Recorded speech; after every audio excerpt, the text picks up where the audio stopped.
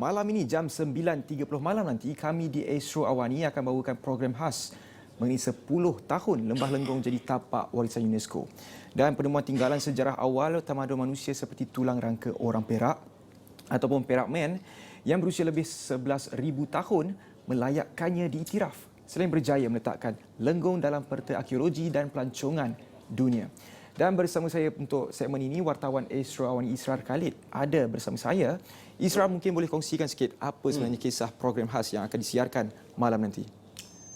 Basically malam ni saya ada buat satu doku daripada lawatan saya ke Lenggong April lepas. Jun, Mei, bulan lepas. Bulan lepas, Mei. So cerita dia adalah sebenarnya saya pernah ke Lenggong tahun 2012. So selepas tu memang saya tak pernah pergi Lenggong.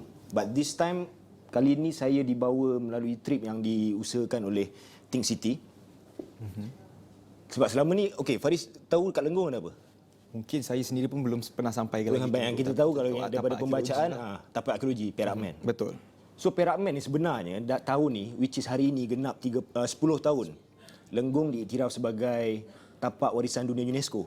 Siapa pun tak tahu kan? Betul. Orang Malaysia pun tak tahu. Which is sebenarnya UNESCO ni punya title bukannya orang kata bukan kaleng-kaleng kan. Bukan calang-calang punya title, which is sebenarnya sangat besar dan bukan title biasa je. Dia ada outstanding universal value dekat Lenggong ni sebenarnya. So the second time, which is bulan lepas saya datang ke Lenggong, saya dapat tahu sebenarnya Lenggong ni ada macam-macam. Dia bukan setakat cerita Perak Man yang menceritakan peradaban manusia dekat tempat tu yang berusia 11,000 tahun, dan sebenarnya ada benda yang besar berlaku dekat Lenggong 1.83 juta tahun yang dulu. Okey, apa dia? Kalau nak tahu tengok malam ni. Tengok loku malam ni. Apa yang berlaku dekat Lenggong 1.83 juta tahun yang lalu. Yang saya sangat kagum dengan apa yang berlaku ni sebab sebenarnya asal selama ni aku tak tahu. Tak pernah tahu pun cerita ni, which is sebenarnya cerita ni sangat big, sangat besar. Dan ia adalah satu khazanah yang sangat, kenapa kita tak tahu benda ni?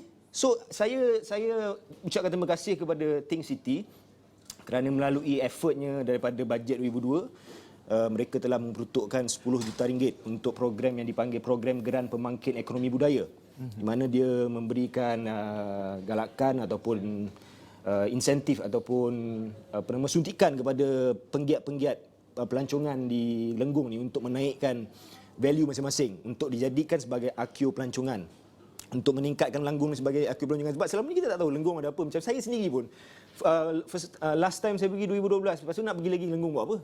Macam tak ada apa-apa. But now sebenarnya Lenggong ada macam-macam, tuan-tuan dan puan. Anda pergi kat sana, ada pelbagai tour guide, pelbagai package, pelbagai cerita sebenarnya yang ada kat Lenggong ni.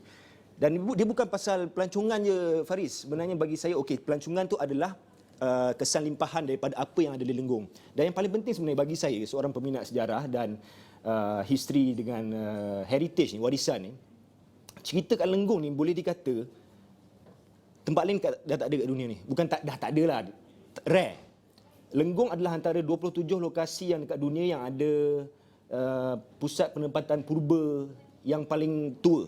Dan yang saya cerita 1.83 juta tu, dia ada kaitan dengan peradaban terawal manusia dekat bumi. Dan apa penemuan dekat Lenggong ni adalah yang tertua selepas yang ditemukan dekat Afrika. So Lenggong ni sebenarnya bukan kaleng-kaleng.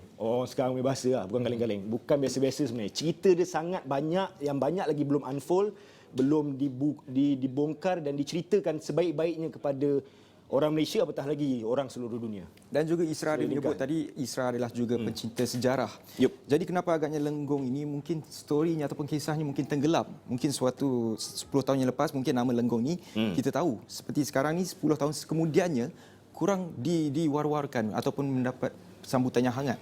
Kenapa? Itu masalah kita. Kenapa? Sebenarnya adalah kita ni, ialah kita terlalu driven by benda yang mendatangkan duit tau. So cerita-cerita pasal sejarah ni, which is tak penting lah. Tidak sepenting sektor-sektor industri, sektor-sektor yang membawa pulangan yang lebih besar dari segi kewangan. Sejarah ni macam cerita lama. But kita tahu bahawa orang yang tak belajar bersejarah, dia akan repeat benda balik. Itu satu. Dan orang yang tak belajar bersejarah, kita tak tahu sebenarnya kita ni siapa. Apa strength yang kita ada. Asal usul kita dari mana. Kekuatan kita apa.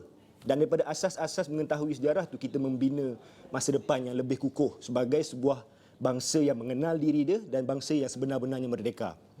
Itu kepentingan belajar sejarah.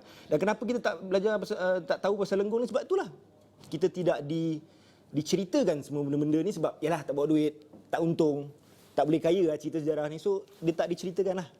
Itu pandangan saya lah. Baik, jangan lupa jam 9.30 malam nanti di Esrawani, program khas mengisi 10 tahun Lembah Lenggong jadi tapak warisan UNESCO. Itu adalah hasil kerjasama Think City dan juga wartawan Esrawani Israr Khalid. Jangan lupa malam ni 9.30 malam. Saya kira itu saja untuk cerita petang ini. Saya Faris Daniel. Assalamualaikum dan salam hormat.